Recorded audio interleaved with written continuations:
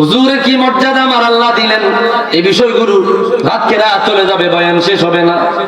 হুজুরের আলোচনা করে না, রাহমাতুল লিল আলামিনের সম্মানের আলোচনা ভালো লাগে না, এমন ব্যক্তি পাওয়া যায় হুজুরের জিকির করলে, মুস্তাফার আলোচনা করলে, মুস্তাফার সম্মান বয়ান করলে শরীরের মধ্যে অ্যালার্জি শুরু হয়ে যায়, খাউজানি শুরু হয়ে যায়, চুলকানি শুরু হয়ে যায়। রহমতের নবীর শান ভালো লাগে না, ইজ্জত ভালো লাগে না, হুরমত ভালো লাগে না, নিজের নেতার কথা বললে ভালো লাগে, এমন কুলাঙ্গার বেহায়া আছে না?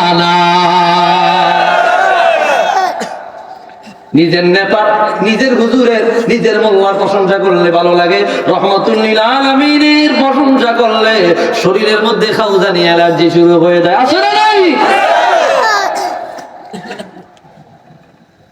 ভাইরা রে আমার, যতদিন বেঁচে থাকবো ততদিন মুস্তাফার সামনে নিয়ে থাকবো। রাজি রাজি রাজি রাজি আছি ইনশাআল্লাহ। হুজুরকে আমার আল্লাহ কি মর্যাদা দিলেন।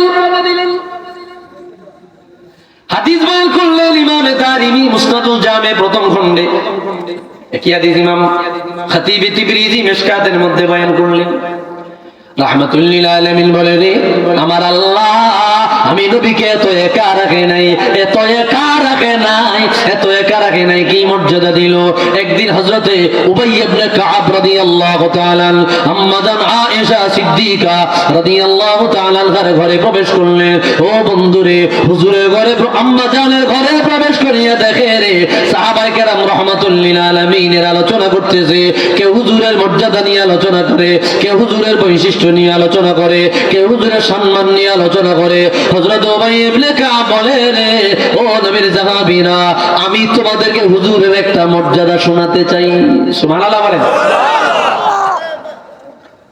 সমস্ত সাহাবায়ে কেরাম স্তব্ধ হয়ে গেল, বলে কি শোনাবেন শোনান। উবাই ইবনে কাব বলল, ও নবীর সাহাবীরা, রাহমাতুল লিল আলামিন যেই দিন রওজায় ঘুমাইলেন ওই দিন থেকে আমার আল্লাহ একটা নিয়ম জারি করে দিলেন, একটা সিস্টেম জারি করে দিলেন। বলে কি সিস্টেম? আল্লাহ বলে, ইয়া রাসূলুল্লাহ, ইয়া হাবিবাল্লাহ, আমার বাইতুল মামুর সপ্তম আসমানে বানাইলাম। এই বাইতুল মামুর প্রতিদিন সকাল বেলায় ৭০,০০০, সন্ধ্যা বেলায় ৭০,০০০ ফেরেশতা তাওয়াফ করে। আর আমি আল্লাহ আপনার রওজাকে, আপনাকে রওজা মুবারকে রাখার পরে আপনার রওজাটা আমি খালি রাখতে দিব না। আপনার রওজা মুবারকে আমি প্রতিদিন ৭০ করে ১,৪০,০০০ ফেরেশতা নিয়োগ দিব। আল্লাহু আকবার।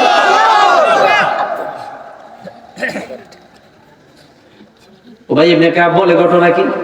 তারপরে তিনি বলতে লাগলেন, হুজুর যদি ইন্তেকাল হয়ে গেলেন, আমার আল্লাহ ৭০,০০০ ফেরেশতা পাঠিয়ে দিলেন, যা যা যা আমার হুজুরের রওজা নোয়ারের কিনারায় যাও, আমার হুজুরের রওজার কিনার দিয়া গিয়া বেষ্টন করবা, হুজুরের রওজায় ঘুরবা, আর আমার হুজুরকে সালাম দিবা, আসসালাতু ওয়াসসালামু আলাইকা ইয়া রাসূলুল্লাহ।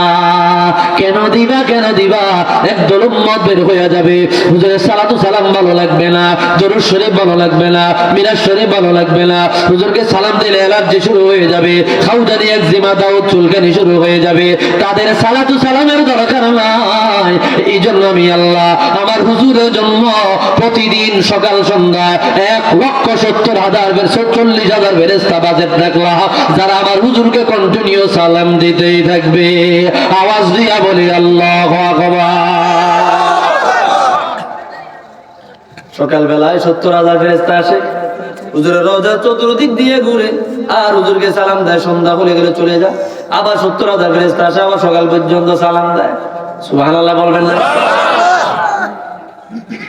এখন আমার আপনার মতো ২-৪টি আর মোল্লা হুজুরের সালাম না দিলে হুজুরের কোনো কিছু আইবনি। আমার আল্লাহ ব্যবস্থা করে রাখছে, কি মর্যাদার নবী, কি শানদার নবী। সাহাবায়ে কেরাম রহমতের নবীর শান বুঝলো, আলোচনা বুঝলো, হুজুরের ইজ্জত হুরমত বুঝলো। আমাদের দেশে এসে কিছু মোল্লা মৌলবীরা রাহমাতুল লিল আলামিনের শান বুঝে না। এদের মতো হতভাগা, এদের মতো নাদান নাখান্দা দুনিয়ায় আর কেউ হতে পারে না, ঠিক কিনা বলে?